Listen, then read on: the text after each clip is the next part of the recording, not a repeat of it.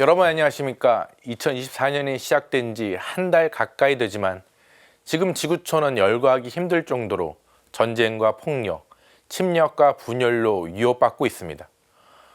우크라이나에서 악화하는 전쟁, 이스라엘 성지의 폭력 사태, 니카라과의 위기 상황, 코카서스의 긴장 고조, 아프리카의 분쟁 등이 전 세계인을 갈라놓고 있습니다. 프란시스코 교황이 교황청 주재 외교관과의 만남에서 언급한 것처럼 지금 세계는 산발적인 제3차 세계대전을 방불케 합니다.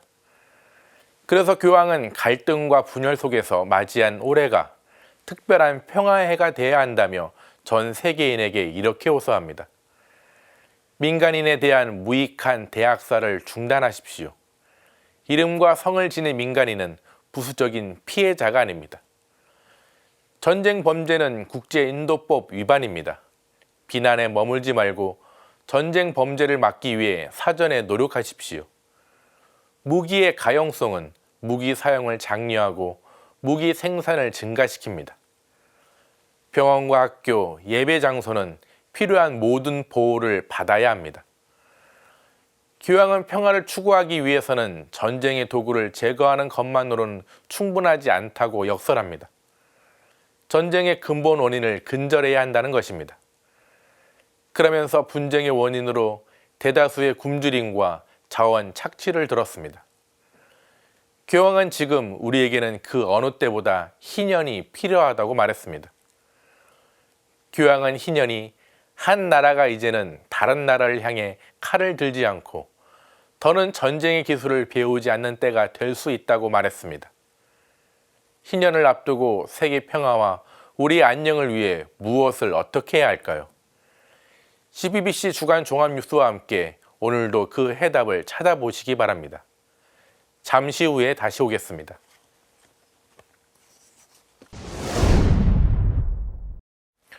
프란시스코 교황이 2025년 희년을 앞두고 기도회를 선포했습니다. 기도를 통해 희년을 더욱 잘 준비해야 한다는 교황의 의지 표명입니다. 이어서 지난 24일 교황의 일반 아련 소식도 전해드립니다. 교황은 악덕과 미덕에 대한 교리 교육을 진행하고 있는데요. 탐욕을 돈에 대한 집착의 한 형태라고 규정했습니다. 한편 일반 아련 중에 교황은 한국 순례자들에게 인사를 건네 눈길을 끌기도 했습니다. 함께 보시겠습니다. 프란시스코 교황의 바람은 그리스도인이 희망의 순례자들이 되는 겁니다. 전쟁과 빈곤, 전염병 등 세계를 억누르는 절망 속에서 그리스도인은 희망이 돼야 한다는 취지입니다. 공식 로고를 보면 하느님 백성 4명이 서로 연결된 채로 십자가를 향하고 있습니다. 교황은 주일 3종 기도 후에 희년을 준비하는 그리스도인의 자세에 대해 언급했습니다. 무엇보다 기도를 강조했습니다. I prossimi mesi ci condurranno all'apertura della Porta Santa, con cui daremo inizio al Giubileo. Vi chiedo di intensificare la preghiera per prepararci a vivere bene questo evento di grazia e sperimentarvi la forza della speranza in Dio. 그러면서 교황은 이날부터 기도의 해를 시작한다고 선포했습니다. Per questo iniziamo oggi l'anno della preghiera, cioè un anno dedicato a riscoprire il grande valore e l'assoluto bisogno della preghiera nella vita personale, nella vita della Chiesa, la preghiera nel mondo. 교황은 교황청 복음화부에서 기도의 해를 더욱 잘 보낼 수 있도록 준비하고 있다는 말도 덧붙였습니다. 이와 함께 교황청은 제2차 바티칸 공의회 문헌을 집중 공부할 것을 당부하기도 했습니다. 교황청과 이탈리아 로마는 협력을 통해 희년을 준비하고 있습니다. 로마의 광장을 비롯해 순례길을 정비하고 있습니다. 대대적인 공사를 통해 상당 구역이 보행자 전용 구역으로 바뀔 전망입니다. 성 베드로 대성전 한가운데 자리한 발다키노 복원 공사도 시작됐습니다. 발다키노는 베드로 사도의 무덤 위치를 알리기 위해 만들어진 작품입니다. CPBC 맹현균입니다.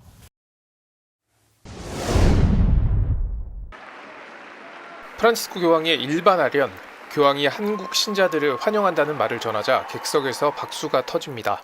Specialmente gruppi provenienti da Scozia, Corea e Stati Uniti. Su tutti voi e sulle vostre famiglie invoco la gioia e la pace del Signore nostro Gesù Cristo. Dio vi benedica. 바오로 6세호를 찾은 한국 순례객들은 태극 문양의 부채를 흔들어 교황 인사에 응답합니다. 이날 교황의 일반 아련 주제는 탐욕에 대한 성찰이었습니다. 교황은 탐욕을 인간의 관대함을 막는 돈에 대한 집착의 한 형태라고 규정했습니다. 탐욕에 대해 생각할 때는 단순히 누군가가 얼마나 많은 부를 가지고 있는지 봐야 할 것이 아니라 그 집착이 우리에게 미치는 영향을 봐야 한다고 설명했습니다. 그러면서 우리는 재화의 주인이 될 수 있지만 때때로 그 소유물이 사람을 지배하게 될 수 있다고 경고했습니다. 교황은 탐욕이라는 악덕을 극복하기 위해 우리의 관대함을 지속적으로 상기해야 한다고 강조했습니다. 한편 일반 아련 말미에는 다시 한번 전쟁의 끔찍함을 언급했습니다. 교황은 매년 1월 27일이 홀로코스트 기념일이란 점을 상기하며 증오와 폭력의 논리는 결코 정당화될 수 없다는 점을 강조했습니다. 그러면서 이스라엘과 팔레스타인, 우크라이나 전쟁을 기억하고 기도하자고 호소했습니다. Prego per le vittime e per i loro cari. Imploro tutti, specialmente chi ha responsabilità politica, a custodire la vita umana mettendo fine alle guerre. 이어 교황은 전쟁은 항상 패배일 뿐이고 오직 무기 제조업자들만 승리한다고 거듭 강조했습니다. 일부의 탐욕만을 증폭시키는 전쟁이 누군가에겐 끔찍한 고통이 되고 있는 상황을 비판한 것으로 풀이됩니다. CPBC 맹영균입니다. 이번 주일은 32번째 맞는 해외 원조주일입니다. 이날 봉헌되는 특별헌금은 경제적으로 어려운 나라들을 돕는 데 사용되는데요. 한국 카리타스 인터내셔널 이사장 조규만 주교는 타마를 통해 우리는 미움이 아닌 사랑을 나누기 위해 태어났다며 도움을 호소했습니다. 다마 주요 내용 소개해드립니다. 이어서 해 원조 주일을 맞아 한국 카리타스 인터내셔널 새 이사장을 맡게 된 조규만 주교를 기자가 직접 만나봤습니다. 인터뷰 내용도 함께 전해드립니다. 한국교회는 해마다 1월 마지막 주일을 해외 원조 주일로 지내고 있습니다. 주교회의는 1992년 추계 정기총회에서 1월 마지막 주일의 2차 헌금을 해외의 가난한 나라를 위해 사용하도록 결정했습니다. 한국 가톨릭교회의 공식 해외 원조 기구는 한국 카리타스 인터내셔널입니다. 극심한 빈곤을 겪고 있는 지역의 기아 퇴치와 기후 재난을 구호하고 삶의 터전을 빼앗긴 전 세계의 난민들을 지원합니다. 조규만 주교는 다마에서 6.25 전쟁 당시 춘천 지목구장이었던 토마스 퀼란 주교의 헌신을 소개했습니다. 퀼란 주교는 전쟁 이후 어려웠던 우리나라 교회를 위해 교황청에 많은 재정 지원을 요청했습니다. 조 주교는 지금 세계는 전쟁과 테러, 각종 자연재해와 질병으로 많은 어려움을 겪고 있다며 풍족한 사람만이 다른 사람을 도와줄 수 있는 것은 아니라고 말했습니다. 그러면서 프랑스의 사상가인 시몬 베유의 말을 인용하며 우리는 미움을 나누기 위해 태어난 것이 아니라 사랑을 나누기 위해 태어났다고 설명했습니다. 조규만 주교는 나눔의 기준에 대해서 남이 너희에게 해주기를 바라는 그대로 너희도 남에게 해주어라 라는 성경 말씀을 제시했습니다. 아울러 영혼과 육신이 허기진 이들에게 밥이 되어달라고 호소한 고 김수환 추기경의 말씀을 기억했습니다. 조 주교는 끝으로 우리의 나눔은 세상을 더욱 아름답게 한다며 오늘보다 나은 내일이 되고 아름다운 세상이 되길 바란다고 희망했습니다. CPBC 서종빈입니다.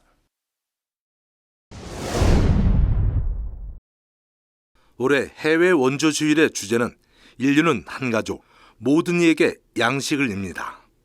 현재 인류는 자연재해와 전쟁 등 생존을 위협하는 여러 문제에 직면하고 있습니다. 지난해 튀르키예와 시리아 국경에서는 7.8 규모의 강진이 일어나 수백만 명의 이재민이 나왔습니다. 이스라엘과 하마스 간 전쟁 발발은 물론 2년째 러시아 우크라이나 전쟁도 계속되고 있습니다.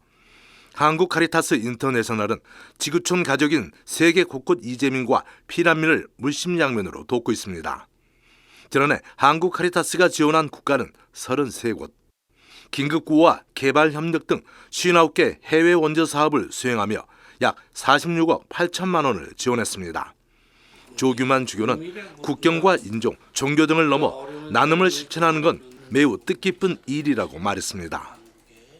나라를 넘어서 국경을 초월해서 인종을 넘어서 종교를 넘어서 다른 사람들도 도와주는 그런 데 큰 의미가 있는 거죠. 우리끼리만이 아니고 우리끼리를 좀 더 이렇게 확대해서.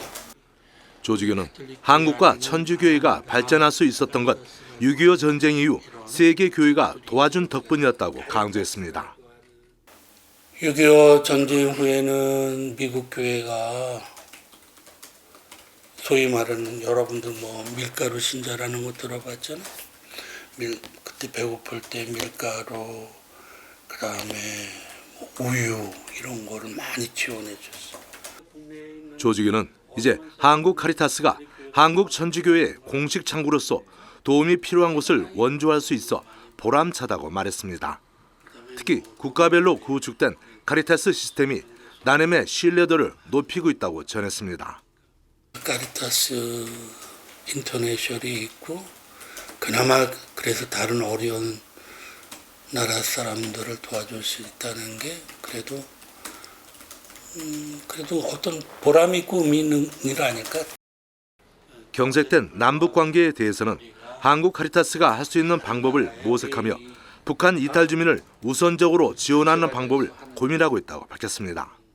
북한을 돕지는 못하지만 북한의 어려운 사람들을 그러면은 북한에서 남쪽으로 온 이탈 주민들을 도울 수 있는 방법은 없을까? 이런 부분들을 우리가 좀 찾고.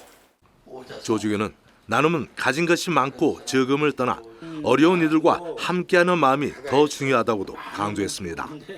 그러면서 앞으로 소임에 대해 매 순간 성찰하며 한국 카리타스의 원조 활동에 매진하겠다고 덧붙였습니다. CPBC 김원규입니다. 계속해서 해 원조주일 관련 소식 전해드립니다. 재단법인 한국 카리타스 인터내셔널이 지난해 해 원조에 46억여 원을 지원했다고 밝혔습니다. 지원금은 주로 트르키예와 시리아 지진 피해는 물론 식량 위기, 긴급 구호 등에 사용됐습니다. 한국 카리타스 인터내셔널의 지난해 해외 지원 내역을 전해드립니다. 이어서 해 원조주일의 의미와 가치를 되새길 수 있는 CPBC 가톨릭 평화방송 TV의 특집 다큐멘터리를 소개해드립니다. 함께 보시겠습니다. 우리 돈 46억 8천여만 원. 한국 카리타스 인터내셔널이 지난 한 해 해외 원조를 위해 지원한 액수입니다. 1년 전에 비해 약 1억 원 늘었습니다. 튀르키예와 시리아 지진 피해 긴급 구호 사업과 긴급 식량 지원 사업에 집중한 까닭입니다. 원조금을 전달받은 나라는 33개국에 이릅니다. 사업 유형별로는 긴급 구호 37개 사업에 27억 4천여만 원, 개발협력 22개 사업에 19억 3천여만 원을 각각 지원했습니다. 대륙별로는 아시아 21개 사업에 13억 3천여만 원, 중동 9개 사업에 12억 7천여만 원으로 전체 지원금의 56%를 두 대륙에 지원했습니다. 주요 긴급구호 사업으로는 튀르키예와 시리아 지진 피해 긴급구호를 비롯해 분쟁 피해 긴급구호, 긴급식량 지원 사업, 자연재해 긴급구호, 그리고 교육과 식량위기 긴급구호 등이 꼽힙니다. 특히 지난해 2월 튀르키예와 시리아에서 발생한 강진으로 고통을 겪고 있는 이재민들을 돕기 위해 세계 사업에 10억 6천여만 원을 지원했습니다. 이는 2023년 긴급구호 지원금의 39%에 해당합니다. 또 우크라이나와 미얀마 등 분쟁 피해 긴급구호를 위해 7개 사업에 6억 6천여만 원을 지원했습니다. 주요 개발협력 사업으로는 교육 분야와 취약계층, 의료보건, 식량안정 사업을 들 수 있습니다. 이 가운데 방글라데시와 스리랑카 등에서 아동과 청소년들을 대상으로 모두 7개 사업에 6억 9천여만 원을 지원했습니다. 한국 카리타스 인터내셔널의 해외 원조 지원금은 회원들의 후원금과 매년 해외 원조 주일에 신자들이 봉헌하는 특별 헌금으로 조성됩니다. CPBC 김원규입니다.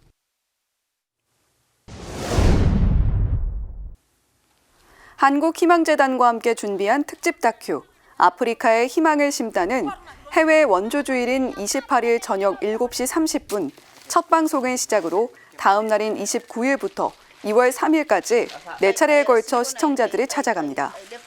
가장 가난하고 소외된 아프리카 부룬디와 탄자니아 마을 주민들이 자립을 통해 삶의 희망을 찾아가는 과정을 담았습니다. 한국희망재단은 단순한 물질적 나눔을 넘어 현지 협력단체와 함께 가난한 사람들이 스스로 일어설 수 있도록 식수사업과 마을 공동체 지역 개발 사업을 통해 그들의 삶을 변화시키고 있습니다. 희망재단은 마사이족 300여 명이 모여 사는 탄자니아 두야 마을에 여러 후원자들의 도움으로 2022년 식수시설을 설치한 바 있습니다. 이후 마을 주민들은 건강한 먹거리 생산과 판매로 수익을 나누고 마을은행을 만들어 경제적 자립을 이뤄나가고 있습니다. 또한 한국희망재단은 오랫동안 내전과 가난으로 고통받는 부룬디에 학교를 짓고 양돈과 양봉사업을 지원해 마을 주민들의 경제적 자립을 도왔습니다. 특집 다큐 아프리카의 희망을 심다는 해외 원조주일의 의미를 기억하고 더 많은 사람들이 어려운 이웃에게 사랑과 관심을 가질 수 있도록 안내합니다. CBBC 뉴스에서는 그리스도교 일치 주간을 맞아 연속 기획 보도를 보내드렸습니다. 오늘은 천주교와 개신교의 교리에 대한 내용입니다. 같은 믿음일까요? 다른 믿음일까요?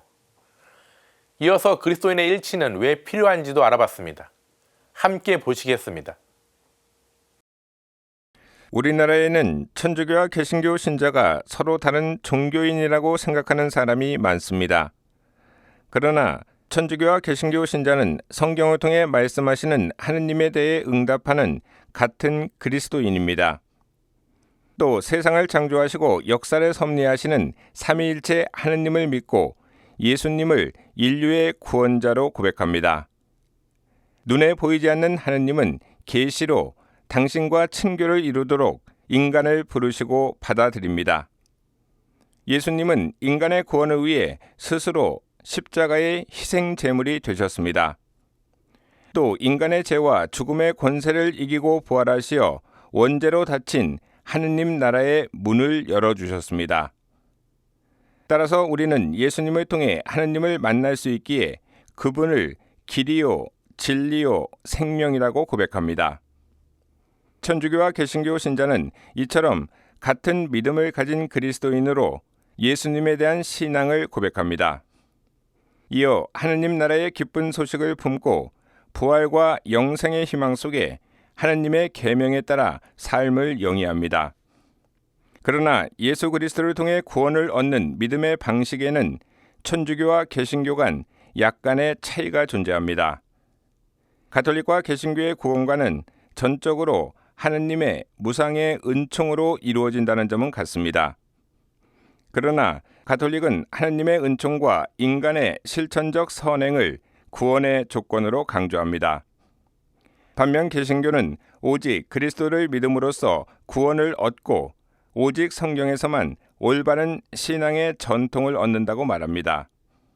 한편 천주교는 개신교에 대해 같은 그리스도교 신앙 안에서 교리에 대한 해석의 차이로 갈라진 형제들이란 용어를 공식적으로 사용합니다. CPBC 서종빈입니다. 우리를 일치시키는 것이 우리를 분열시키는 것들보다 더 큽니다. 1962년 10월 11일 개막한 제2차 바티칸 공의회에서 성 요한 23세 교황은 이렇게 그리스도인의 일치를 호소했습니다. 이 자리에는 갈라진 동방교회와 개신교 17개 교파에서 35명의 대표가 참석했습니다. 그러나 교황의 초대로부터 60년이 지난 오늘날까지 한국 천주교와 일부 개신교 교파 간에는 여전히 갈등을 빚고 있습니다. 같은 신앙을 고백하면서도 성경과 교리 해석의 차이를 다름이 아닌 이단과 오류로 비난하기 때문입니다. 이에 따라 무신론과 신자유주의, 배금주의, 유사 영성운동이 널리 퍼져 그리스도교 전체가 위기를 맞고 있습니다. 그리스도교 전체가 시대의 아픔을 보듬고 공동선에 함께 이바지하기 위해서는 무엇을 어떻게 해야 할까요? 동질감을 회복하고 잘못된 편견과 오해를 불식시키는 노력이 필요합니다. 그러기 위해선 갈라진 형제들과 대화를 통해 서로의 다름을 존중하고 인정해 이를 공동의 신앙 유산으로 발전시켜야 합니다.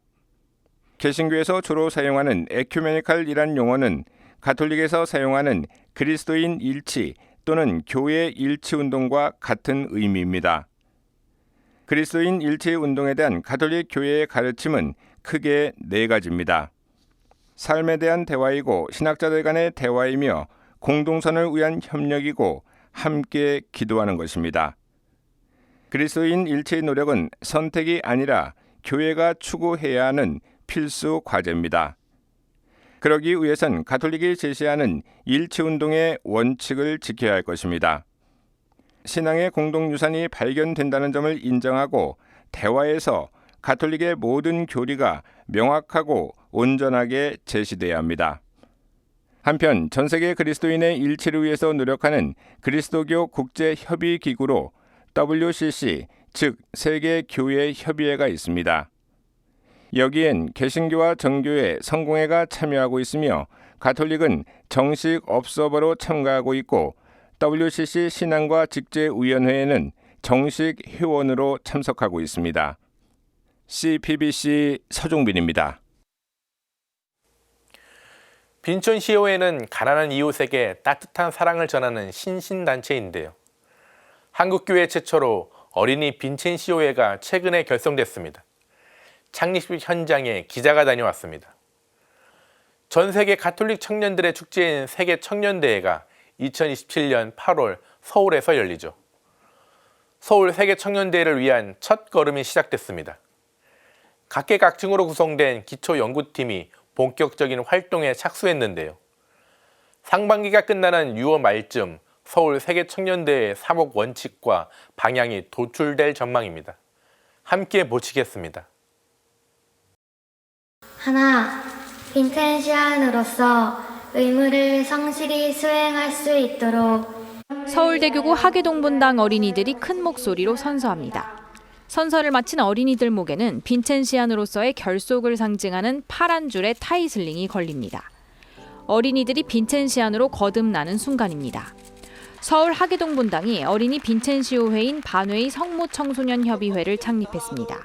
한국 천주교회 최초로 성 빈첸시오 드 폴 사제의 정신을 잇는 어린이 신심단체가 생긴 겁니다. 하계동 분당 어린이들은 그동안 본당에서 실시하는 나눔에 함께 참여해왔습니다.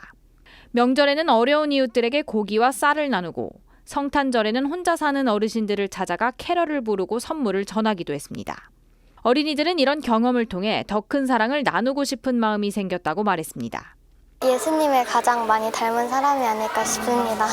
가족들이랑 함께 집에서 맛있는 음식 먹으면서 시간 보내는 게 당연하다고 생각을 했는데 그분들을 만나보니까 그게 어쩌면 당연한 게 아니고 예수님이 저에게 주신 선물이라 생각하고요.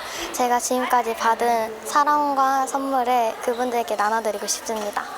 이번 어린이 빈첸시의회 창립에는 성 빈첸시오와 바오로회도 뜻을 보태고 격려를 전했습니다. 어린이들이 그 눈높이에 맞게 어린이들이 봉사하면 되겠죠. 어린이들은.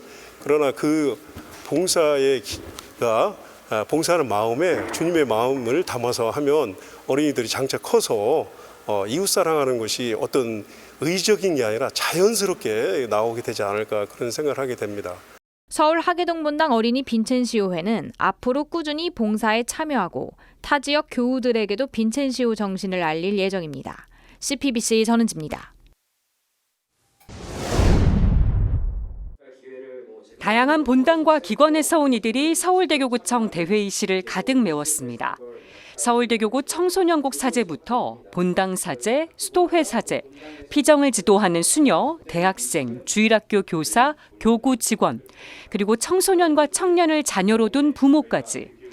이 중엔 세계 청년대회에 여러 번 참가한 이도 있고 참가 경험이 없는 사람도 있습니다.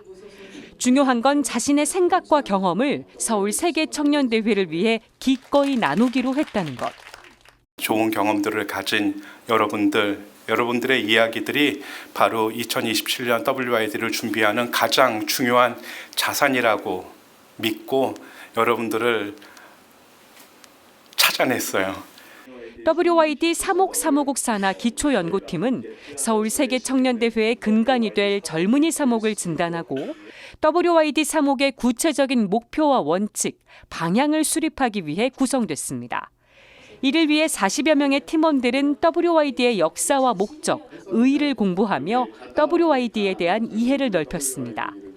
다음 달부터는 5개 그룹으로 나뉘어 젊은이 사목 방향과 지침이 제시된 교황 권고, 그리스도는 살아계십니다와 한국 천주교 청소년 사목 지침서를 함께 읽고 연구하게 됩니다. 큰 그림 속에서 사제와 수도자와 평신도가 하나가 돼서 가는 그 길이 아름답게 잘 갈 수 있으면 좋겠습니다. 배우면서 제가 가진 것들을 나눌 수 있으면 최대한 꺼내서 나눌 수 있도록 노력하겠습니다. 이에 따라 6월 말쯤 서울 세계청년대회의 사목 원칙과 방향이 모습을 드러낼 전망입니다. 이는 한국 천주교회와 서울대교구의 젊은이 사목에도 귀중한 자료가 될 것으로 기대됩니다. 서울 세계청년대회를 통해 신앙의 열정을 되살려 교회와 세상을 새롭게 하며 땅끝까지 복음을 선포하게 하소서. CPBC 김혜영입니다. 서울대교구장 정수택 대주교가 12구 이태원 참사 유가족들을 만났습니다. 정 대주교는 기도 속에 함께하며 유족들의 뜻을 전할 수 있는 방법을 찾겠다고 밝혔습니다. 함께 보시겠습니다. 정순택 대주교가 이태원 참사 유가족들을 일일이 맞이합니다. 말씀도 이렇게 위로가 되지 않으시겠지만 같이 기도 속에 저희들이 함께하고 있습니다. 유가족협의회 이정민 운영위원장은 우리 아이들이 왜 그렇게 됐는지 원인을 알고 싶은 것뿐인데 그 부분이 자꾸 왜곡돼 너무 답답하고 힘들다고 호소했습니다. 유영우 부위원장은 이번 참사의 원인을 정확하게 밝히고 잘 극복해서 2027년 세계 청년들을 맞이하는 행사를 잘 준비해 나가면 좋겠다고 말했습니다. 유족들은 참사 1주기를 맞이해 제작한 영화 별은 알고 있다의 명동 대성당 상영과 희생자 유족들을 위한 사회적 약자를 위한 미사, 봉헌 등을 거린했습니다. 정 대주교는 이런 아픔과 참사가 다시는 반복되지 않도록 조치가 필요하다고 강조했습니다. 이태원 참사 특별법은 지난 9일 야당 주도로 국회 본회의를 통과했으며 윤석열 대통령의 거부권 행사 여부는 오는 30일 국무회의에서 최종 결론이 날 것으로 보입니다. 정순택 대주교는 중요한 시점을 앞두고 같이 기도하면서 부모님들의 뜻을 전달할 수 있는 방법을 찾아보겠다고 말했습니다. 면담을 마치며 정 대주교는 유족들을 위해 기도하며 강복했습니다. CPBC 김영규입니다. 펜로스 증후군이라고 들어보셨는지요? 가족처럼 여기던 반려동물이 세상을 떠났을 때 느끼는 상실감을 일컫는 용어인데요. 최근 한 유명 유튜버가 숨진 반려견의 유전자를 복제해 강아지 2마리로 새로 태어나게 했습니다. 펜로스를 극복하는 방법이라고 소개했지만 생명윤리 논란이 확산되고 있습니다. 어떤 내용인지 전해드립니다. 최근 한 유튜버가 우리 강아지가 돌아왔어요라는 제목의 동영상을 올렸습니다.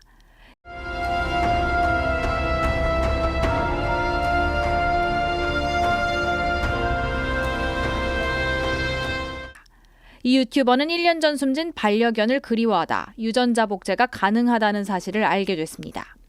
그 후 1억 원을 들여 유전자 복제에 성공했고 강아지 2마리를 새로 키우게 됐다며 복제 절차를 영상에 소개했습니다. 반려동물을 잃은 상실감을 공감한다는 반응도 있었지만 생명윤리에 어긋난다는 논란을 피할 수는 없었습니다. 동물자유연대는 지난 5일 유튜버의 반려견을 복제해준 업체를 경찰에 고발했습니다. 동물복제업체는 법적으로 문제가 될 소지가 없다는 입장입니다. 현행 동물보호법엔 동물복제 규제 조항이 따로 존재하지 않는다는 점을 이유로 들었습니다. 하지만 동물복제 과정에서 동물학대를 할 가능성을 배제할 수는 없습니다.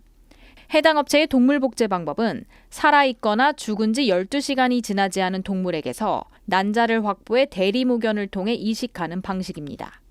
이 과정에서 강제로 동물을 개복할 가능성이 있다는 지적입니다. 개의 경우에는 그 체외 배양이 안 돼가지고 배란된 난자를 꺼낼 때 개복 수술을 해야 된다라고 제가 그런 부분을 본 적이 있거든요. 배란된 난자를 꺼내는 과정이나 아니면은 그걸 또 이제 재이식을 한다든지 이런 여러 가지 과정에서 충분히 신체적인 손상이나 그런 건강 침해는 발생할 수 있을 것이다. 동물보호법에 따르면 살아있는 상태에서 동물의 몸을 손상하거나 체액을 채취하는 행위는 엄연한 불법 행위입니다. 또 동물 생산업이나 동물 실험을 하는 업체라면 허가는 물론 동물실험윤리위원회 설치가 필요합니다.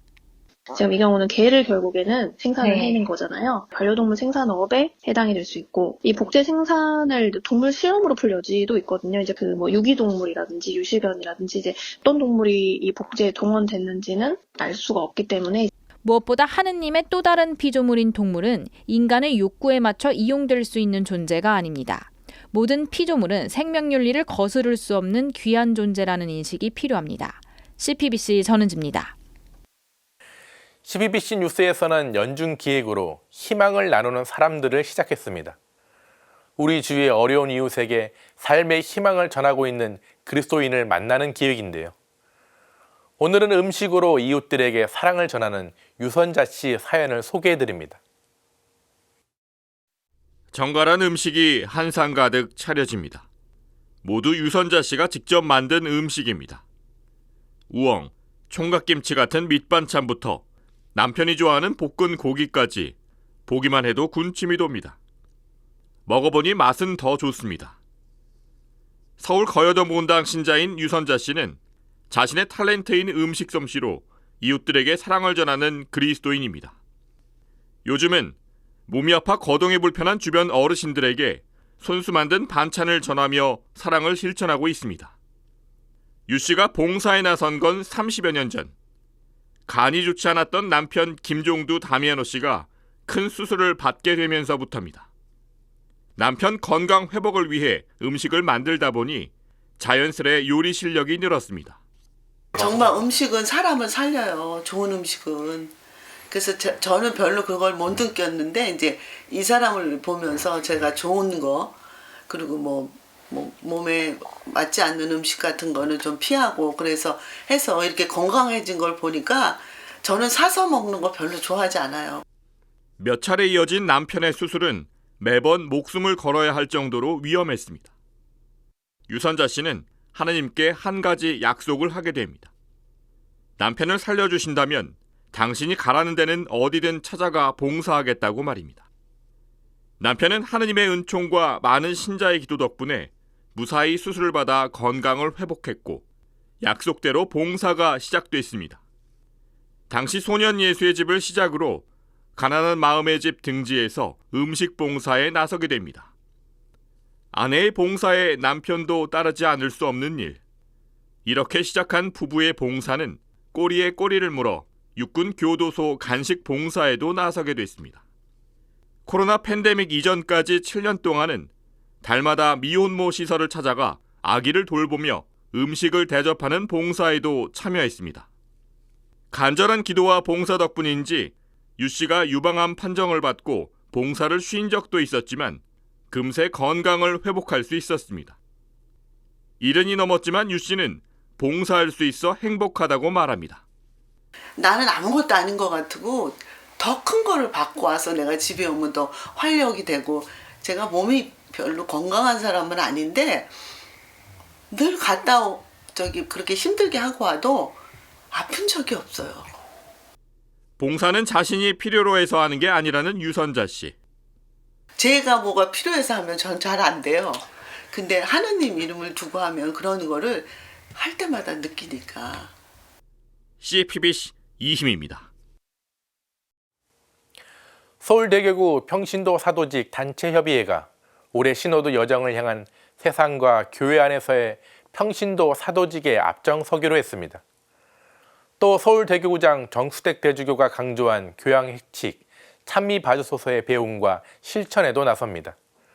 서울평단협의 올해 중점 사업을 소개해드립니다. 서울평단협이 지난 주말 2024년 정기총회를 열고 올해 중점 사업을 확정했습니다. 평단협은 우선 교구장 사목교서에 따른 사업으로 시노드 여정을 향한 세상과 교회 안에서의 평신도 사도직 실천을 강조했습니다. 회측 찬미바드 소설을 배우고 실천합시다라는 제목의 교구장 특별교사를 배우고 실천하는 것도 추진합니다. 3년 앞으로 다가온 2027 서울 세계 청년대회를 위한 사업에도 나섭니다.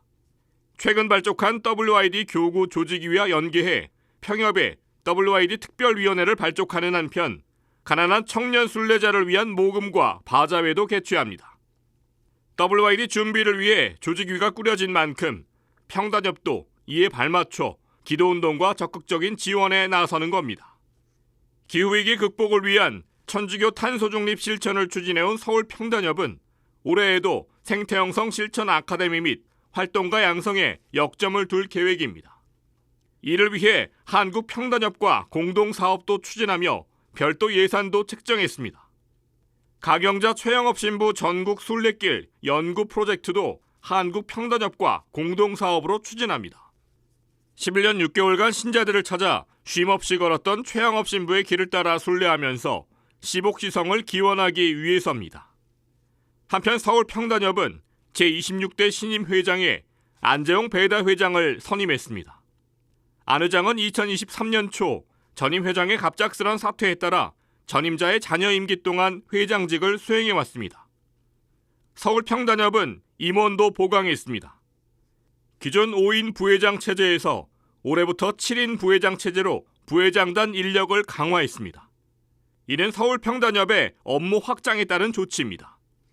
서울대교구 총대리 손희송 주교는 총회에 앞서 봉헌된 기념미사에서 친교와 선교, 참여라는 신호드 교회를 위해 노력하는 값진 한 해가 되기를 당부했습니다. 친교의 교회가 되고 선교의 교회가 되고 서로 참여하는 교회가 되기 위해서 우리가 일조를 하게 되면 값진 일을 하는 거죠. 여러분 한 해 동안 정말 값진 일을 하셔서 올 한 해를 마칠 때 뿌듯한 마음이 드시면 좋겠습니다. CPBC 이힘입니다. 미디어 사도로서 사명을 실천해온 복자 알베리온의 신부가 창립한 수도회죠. 스승 예수의 제자 수녀회가 올해로 창립 100도를 맞았습니다. 100주년 기념 감사미사에 기자가 다녀왔습니다. 20세기 초 산업혁명이 촉발한 빈부격차가 극에 달했던 시기. 교회는 어려움 속에서도 예수 그리스도만이 참된 구원자임을 믿으며 성체신심을 실천했습니다. 이러한 교회의 방향성에 감화한 알베리온의 신부는 1924년 스승 예수의 제자 수녀회를 창립합니다. 한국 교회에는 1965년 들어와 바오로의 수도 가족에게 은총을 전해온 스승 예수의 제자 수녀회가 100도를 맞았습니다. 100주년 기념 감사미사가 서울대교구장 정순택 대주교 주례로 봉헌됐습니다. 정 대주교는 강론에서 창립자의 정신을 창조적인 모습으로 이어나가야 한다고 강조했습니다. 오늘날 이제 2000년대를 제3000년기를 열어젖히고 또 살아가는 우리들로서는 새롭게 변화하고 있는 이 세상을 어떻게 이 창립자의 원정신을 우리가 되돌아가면서 단순한 밥습이 아니라 우리 시대에 맞는 그러한 창조적인 모습으로 창립자의 정신에 충실할 수 있을 것인가를 우리는 성령께 지혜를 구하면서 기도해야 할 것 같습니다. 수도자들은 미사 중에 수도사 원문을 함께 낭독하고 창립자 정신을 따르는 수도자가 될 것을 다짐했습니다. 창립자 복자 야곱 알베리온 신부님의 카리스마를 오늘 이 세상에서 창조적 충실성으로 살아가도록 노력하는 그러한 제자들 되겠습니다. 함께 기도해 주시고 그리고 앞으로도 스승 예수님의 배움터에서 열심히 살아갈 수 있도록 기도 부탁드립니다. 교황청 내사원은 스승 예수의 제자 수녀회 100도를 맞아 지난해 11월부터 오는 3월 25일까지 전대사를 수여하고 있습니다. 수녀회 회원들과 모든 신자는 희년 예식에 참여하고 수녀회에 속한 거룩한 장소를 순례하면 전대사를 받을 수 있습니다. 주님의 기도와 복되신 동정 마리아와 창립자인 복자 야고보 알베리온의 기도도 바쳐야 합니다. CPBC 전은지입니다.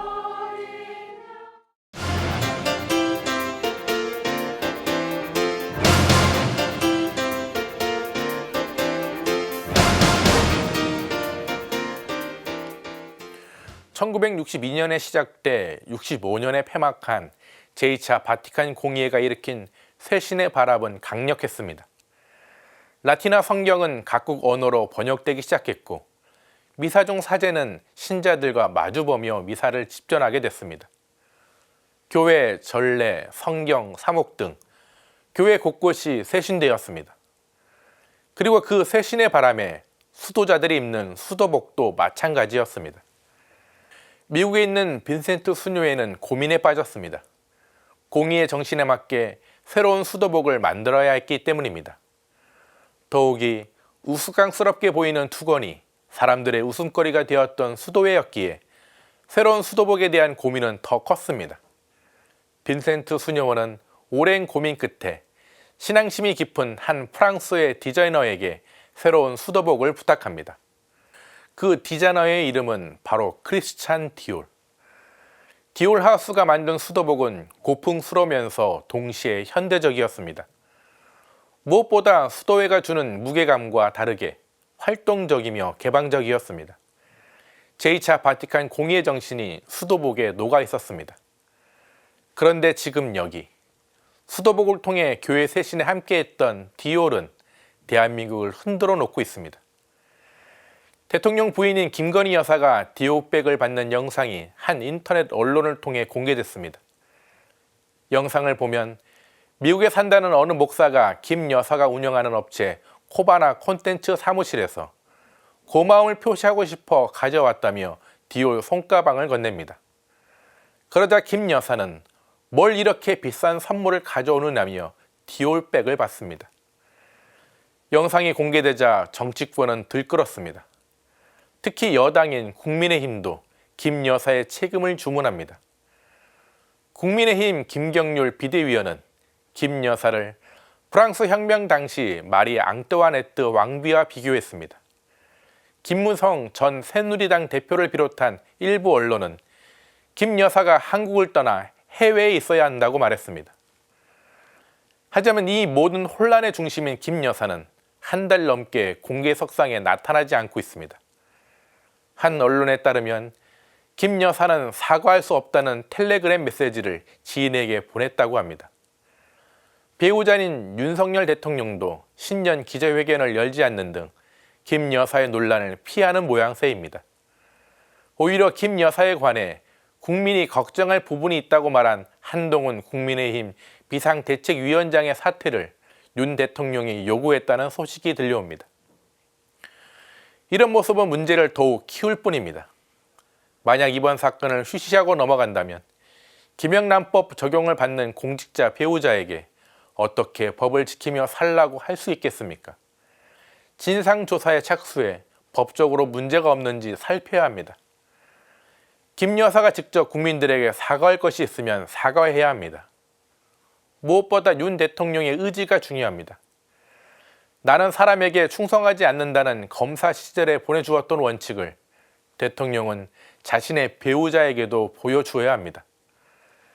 오늘 사제 눈 제목은 김건희 디올백 앞에 흔들리는 대통령입니다. 김건희 여사의 디올백 사건을 통해 우리 사회가 조금 더 쇄신되기를 바라며 오늘도 평화를 빕니다.